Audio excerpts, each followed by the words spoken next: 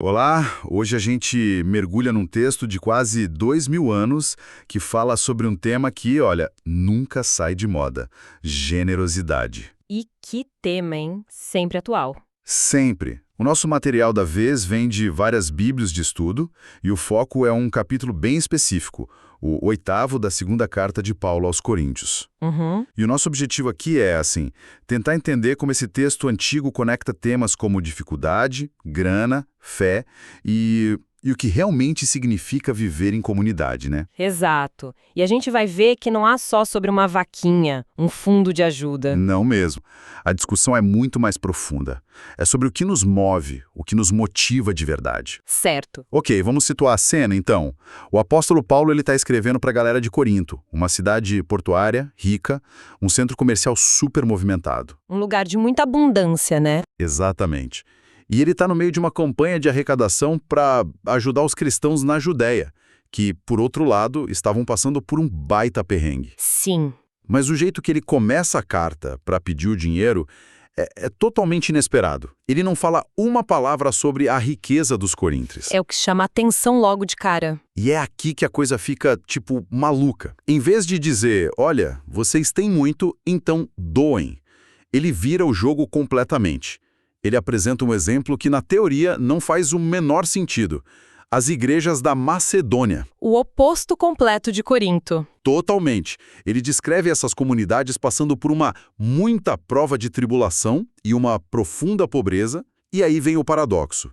No meio de tudo isso, a alegria deles era tão grande que, nas palavras dele, transbordou em riqueza de generosidade. É uma lógica invertida, né? Eles não só contribuíram, eles imploraram pelo privilégio de poder participar. Nossa! Pensa nisso, pessoas em dificuldade extrema pedindo, insistindo, para poder ajudar outros que também estavam em dificuldade. É muito forte. Geralmente a gente pensa, primeiro eu resolvo os meus problemas, depois eu ajudo os outros.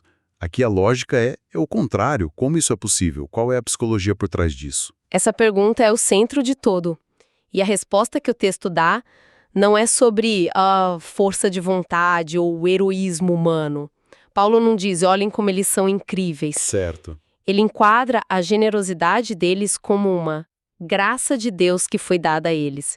Ou seja, a capacidade de doar, especialmente naquela situação, não é vista como uma virtude que eles mesmos produziram, mas como um presente, sabe? Algo divino operando através deles. Então é algo que eles receberam, não que eles criaram. Exatamente. A chave está toda no versículo 5. Ele diz que eles se entregaram primeiramente ao Senhor e depois a nós pela vontade de Deus. Isso mostra que a doação do dinheiro foi a última coisa. Foi a consequência de uma entrega muito maior que veio antes. Eles não estavam só abrindo a carteira. Entendi. Eles estavam vivendo uma identidade que já tinha sido, redefinida.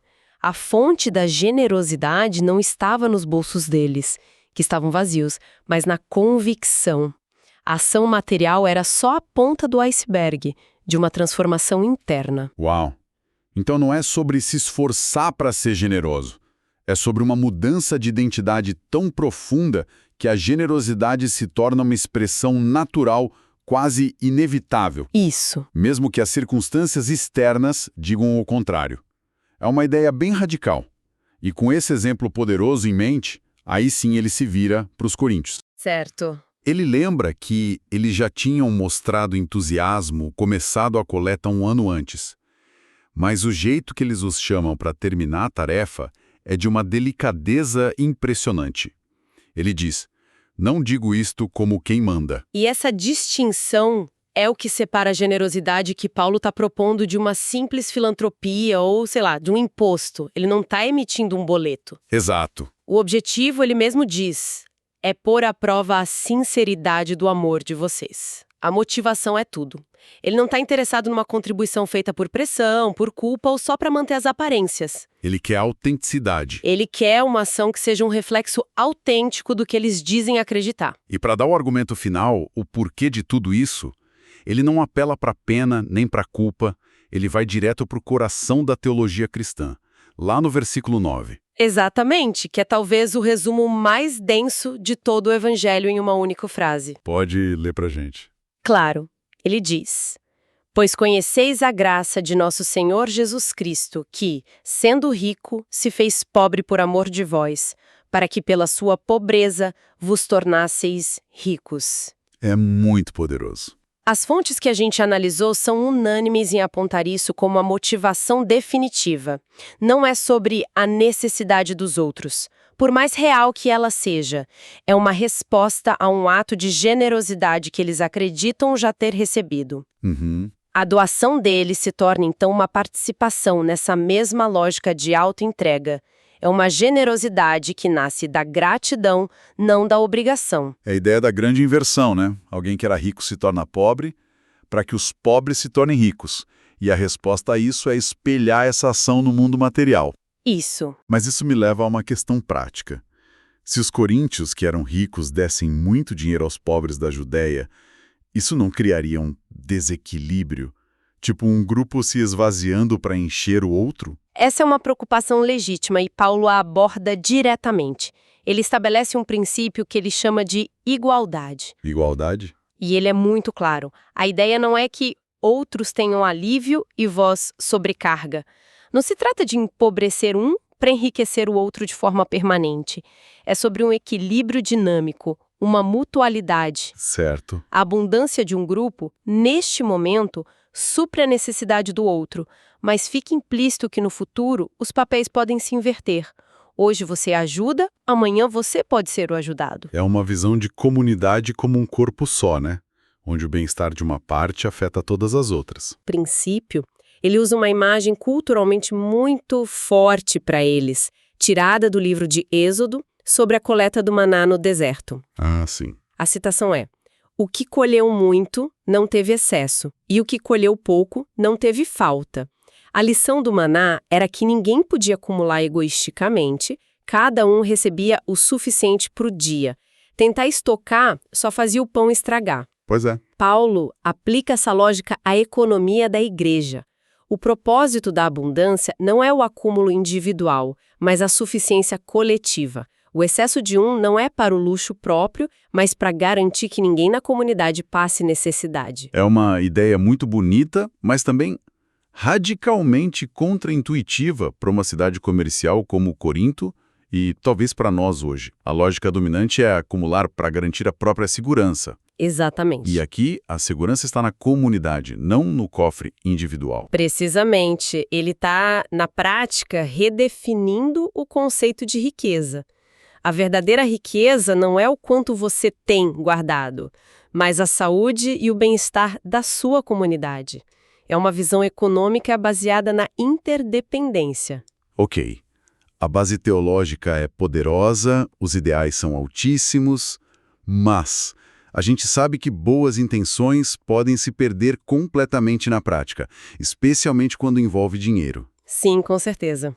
Quantas histórias a gente não conhece de projetos que naufragaram por má administração ou desconfiança? Como é que Paulo garante que essa coleta tão importante não vire um problema? Essa é a transição para a segunda metade do capítulo. E é onde a gente vê o gênio organizacional e, assim, a inteligência emocional de Paulo. Ele não deixa nada ao acaso. Ele já antecipa o problema. Totalmente. Ele informa que está enviando uma delegação para administrar a coleta. E essa delegação é liderada por Tito, um colaborador de confiança que, segundo Paulo, já tinha um carinho especial pelos coríntios. Certo. Enviar uma pessoa de confiança faz todo sentido. Mas ele não para por aí, né? Ele complica um pouco as coisas. Exato. E essa complicação é a parte genial. Ok. Ele não envia Tito sozinho. O texto menciona o irmão cujo louvor no evangelho está espalhado por todas as igrejas, uma figura anônima, mas claramente respeitada e ainda um outro companheiro. Espera aí, mas por que não enviar só o Tito se ele era tão confiável? Por que montar todo um comitê para uma tarefa que parece simples, que é transportar fundos?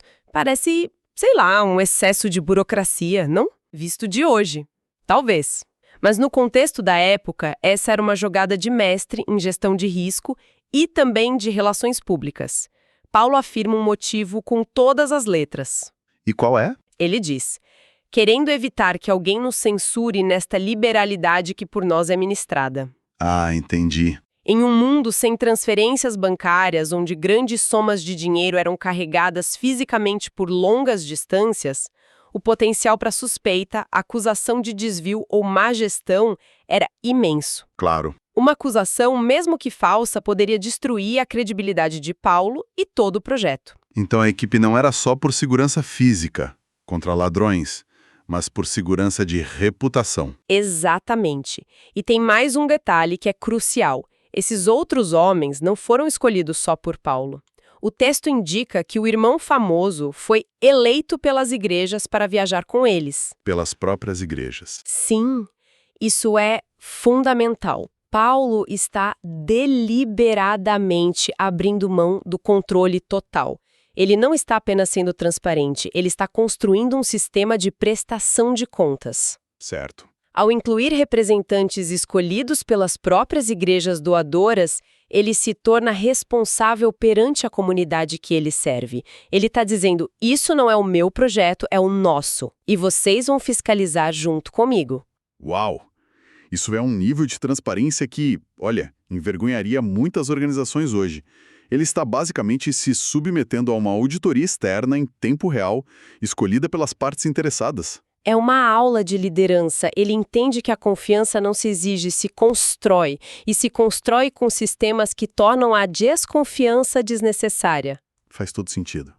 É elevada a um status de missão espiritual. Uhum. A integridade na gestão dos recursos é vista como um ato de adoração, um reflexo da glória de Cristo. Então, o que a gente tira disso tudo? Ao analisar esse capítulo, fica claro que Paulo está fazendo muito mais do que pedir dinheiro. Ele está construindo um sistema financeiro comunitário inteiro, baseado em gratidão, não em culpa. Sim, um modelo completo. E o mais impressionante é que a base desse sistema é teológica, a generosidade de Cristo, mas a sua execução é incrivelmente prática, com um nível de transparência e prestação de contas que é, francamente, atemporal. Concordo. Ele está nos dizendo que a forma como uma comunidade lida com seu dinheiro, com seus recursos, não é uma questão secundária, sabe? É um reflexo direto da sua saúde espiritual e da sua integridade. Fé, ação e responsabilidade estão completamente interligadas. E talvez o texto nos deixe com uma reflexão final, algo para pensar. Ao longo do capítulo, Paulo usa várias palavras para descrever essa coleta. Ele a chama de graça, de serviço ou ministério, de comunhão ou parceria. Certo? Não é só doação. Não, nenhuma dessas palavras é neutra. Elas reformulam completamente o que está acontecendo. Doar soa como uma transação, uma perda. Mas serviço ou comunhão soa como participação. Como fazer parte de algo. Exato.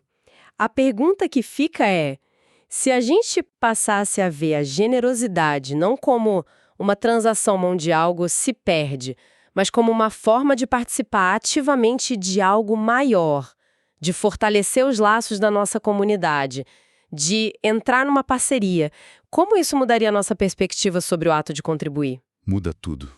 Deixa de ser sobre o dinheiro que sai do bolso para ser sobre o tipo de mundo de comunidade que a gente está construindo, juntos.